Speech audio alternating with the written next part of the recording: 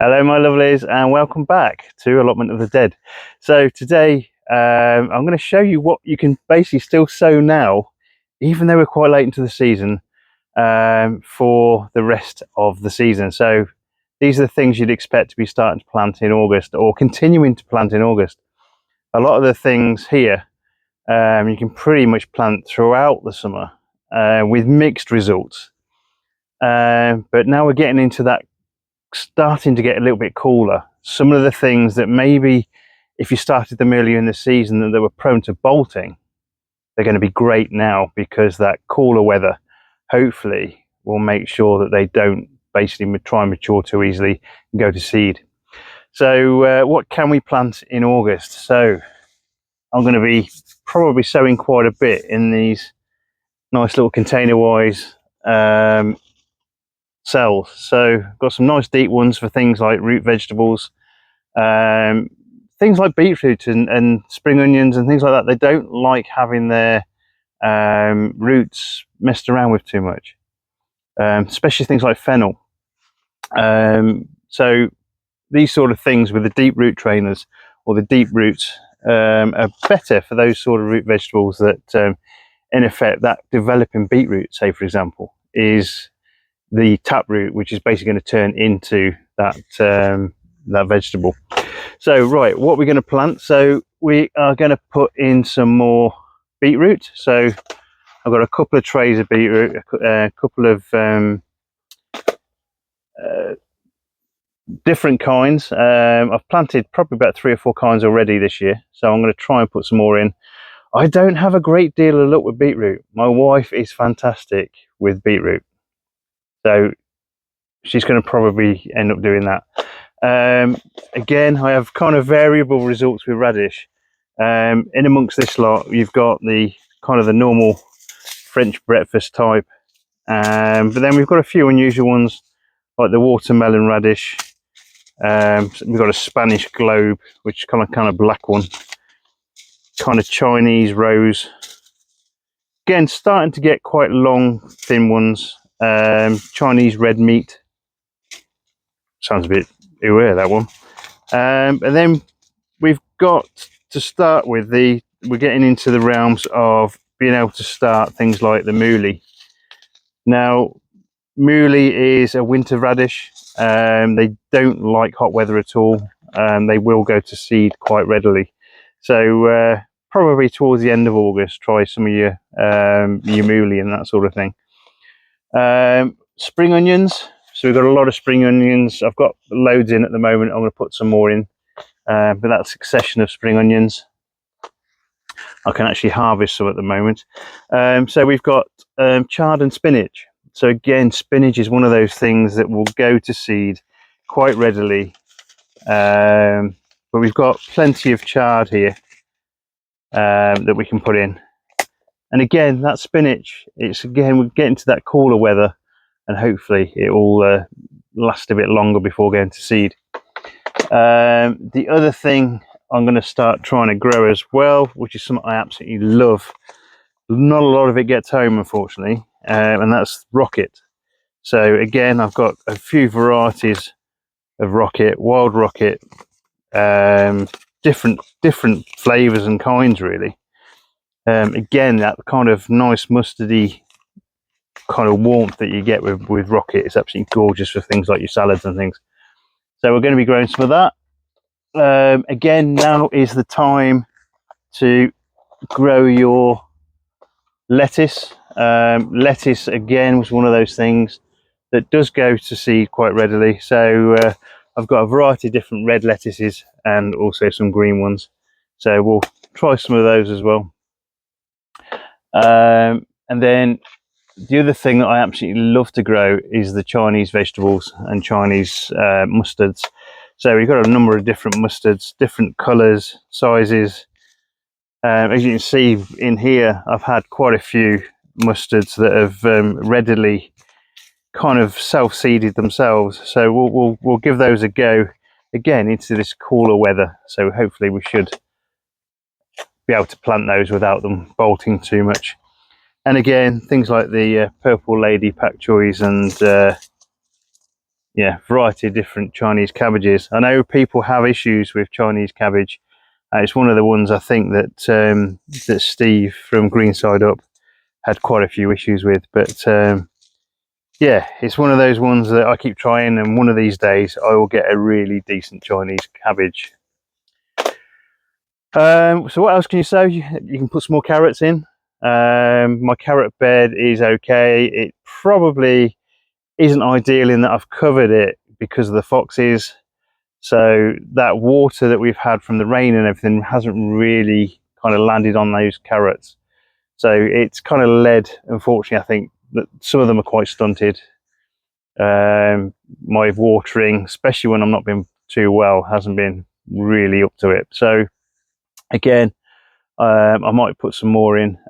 Sometimes that frost in the winter will actually make the carrots taste a bit sweeter. The same as parsnips. Parsnips do really well over that winter period in the frost.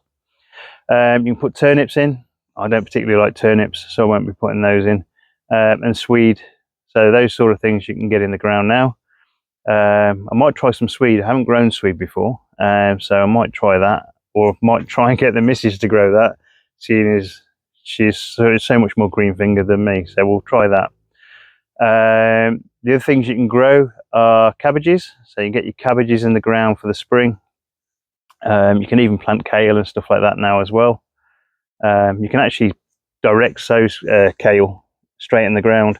I think I might actually sow some more ready for when these chilies come out, which will probably be the first week of November.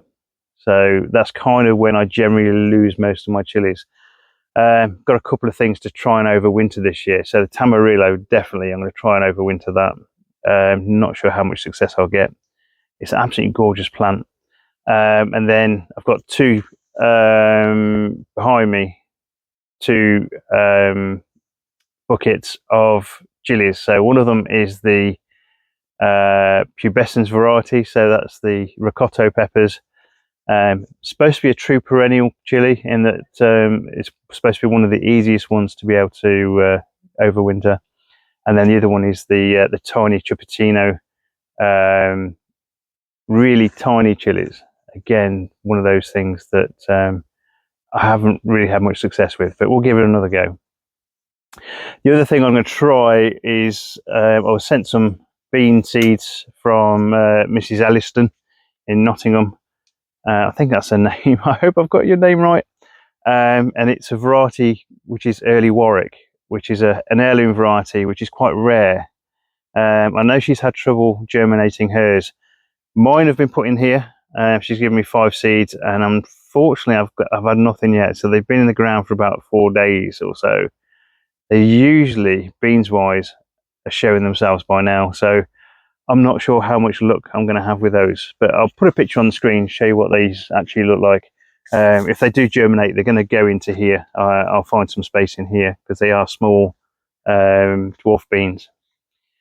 Right, so that's my intentions over the next few weeks. Try and get some more succession planting, get some more things ready to go into the ground when some of this other stuff comes out. But as you can see, if you look around me, I've got plenty growing at the moment. The season's not finished for these. That really cold weather won't really hit till probably the end of October. So hopefully I should get at least some melons, hopefully. Plenty more cucumbers, I think. I've had a couple of cucumbers already. The chilies are really doing well now. So all of the varieties in here are all the Chinese super hot varieties. So hopefully they should start giving me some decent pods as well. So fingers crossed for the rest of the season. And then the Tamarillo in the pot, I'm really hoping that puts out some fruit. Because again, I've not tasted Tamarillo before. I might really hate it. But it's definitely one of those things worth giving a go. Plenty of things, as you know me by now, hopefully. I generally grow a lot of weird and wonderful things. A lot of the things you wouldn't normally grow. Which is, I mean, I've just got the jicama into pots now. Again, they're probably late. Again, I'm going to have to try and keep them protected from the cold weather. But again, they're really good as chips. So it's something they grow quite a lot of in America, I believe. But yeah, so I've got plenty more to do, plenty more to sow, and plenty more to go in the ground. I'm hoping at some point to, like I said before, show you around the wife's plot. Needs a little bit of work on the top end, so I'm going to give her a hand with that before we take a camera around. And then our new plot which we started and we put a fence up around, all I did was cover it. So this year all I've done is cover it. The turnaround plot, which is our communal plot, which is right next door to it, is just full of weeds. It's kind of up to probably around, I don't know, chest height, some of them. And there's some bramble in there as well. So I'm going to have to probably take the strimmer around that area just to give us a fighting chance of getting to that particular plot up there and making a good start. I've got the rotavator working again, so thanks to one of my neighbours, Jogger. Thank you so much for getting that working for me. I will go and pick it up at some point. So at least I'll have the rotavator to go over the ground that I've got covered. So hopefully, once I've dug out all the perennial weeds, that rest of that plot with a nice rotivate will hopefully turn that earth over. We can get some, I don't know, winter, we can probably even get some winter potatoes in or something like that. Again, that frost though has got a chance to kill them. So I think if you're going to do Christmas potatoes, which a lot of people do, try and keep them under cover, because again, that frost nips the leaves of the developing plant, and you might end up unfortunately losing them. So yeah, plenty to do. I'm still quite pleased with what's going on at the moment. I've been behind quite a bit. I know a lot of people have struggled this year with trying to keep up with things and trying to I don't know, get things in the ground at the right time. I know I've had the same problems myself,